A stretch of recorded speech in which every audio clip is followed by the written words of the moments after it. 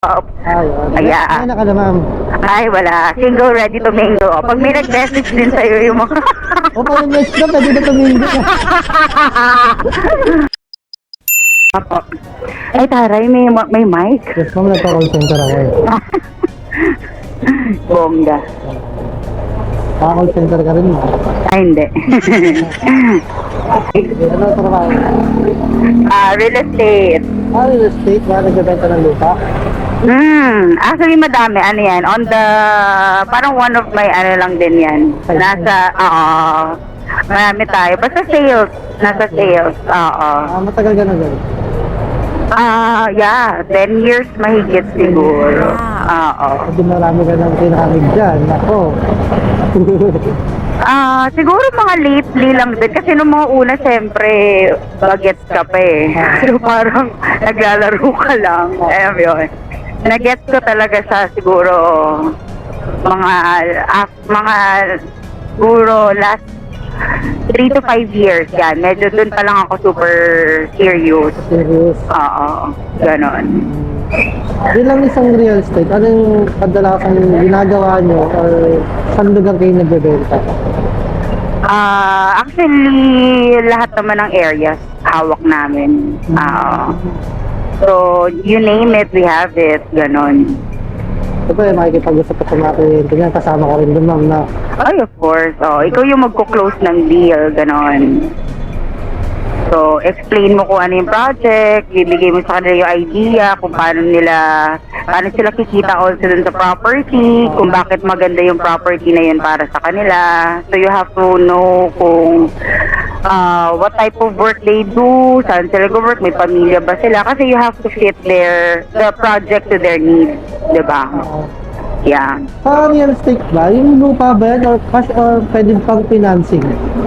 Lahat pwede sa. You can pay it in cash, pwede mo siyang ibang finance, pwede din naman yung what we call deferred, yung diretso ka sa company magbabayad, so that's with no interest. Yun. Kaya pag may makakilala ka, pag may nag-message sa vlog mo, alam mo number ko, i-message mo ako. Oo ba, ma'am? Yes.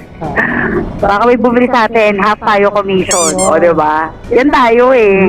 Siyempre, business, no? Alam mo yan?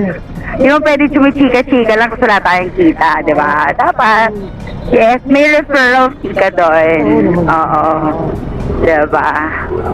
Bongga. Nabonggahan talaga ako dito sa mic mo, ha? Kasi minsan, pag sumasaya kasi ako ng joyride, kasi siyempre lagi tayo in a hurry, so mas maganda talaga yung motor, di ba? Right, may sinasabi yung nagdadrive, di ko marinig. Ako rin, ma'am, kaya bumili rin ako na to, kasi yung kausap ko, di ka rin naririnig. Oo, exactly. Parang gumaganda, parang sinasabi, parang lang hindi ko siya tinitin pa. Kung ari lang nag-naintindihan ko. Yeah.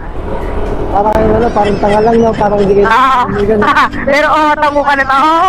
Kuya, Ay, tapin kita mamaya. Yung ba plano mo? Charot. Hindi naman. Tapin ako ng ano. Alam ko. Tangik.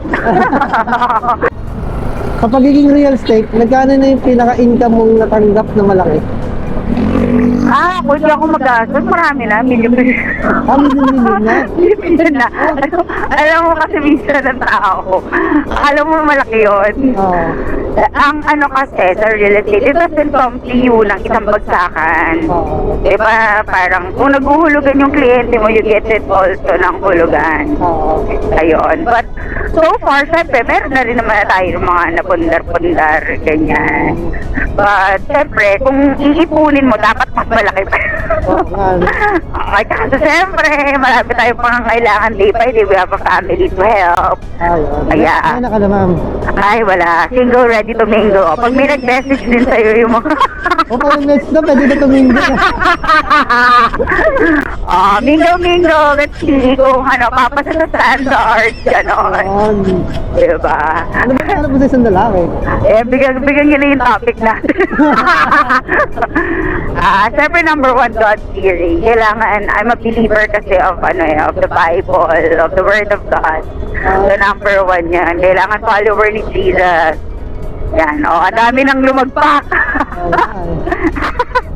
Ayun. Tapos number 2, syempre, kailangan, kahit di naman mayaman, basta, may ano sa buhay. And then, of course, may stability. And then, syempre, mapagmahal. Number 1 yan actually. Mahirap naman yung God-fearing, pero, may mga tao kasi kahit nagpa-follow ka na kay Lord, hindi ka pa rin naman ganun ka. Hindi ka pa magiging perfect di ba?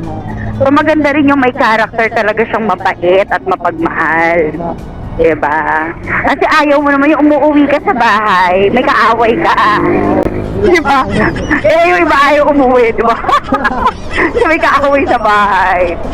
So gusto ko ng peace of mind, hindi ako para mag-asawa tapos mawawalan ako ng peace of mind. Like gosh, sabi ko ng friends na naloka after nag-asawa.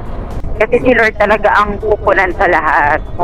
Lahat ng bagay bonus na lang. Ibigay ko lang sa iyo. Thank you, ma'am. Okay, ma'am. So, guys, nagbigay si ma'am na 200. Ang payment na lang sa akin, 63. So, yun, ma'am, maraming salamat. Ingat sa journey mo. Bye-bye.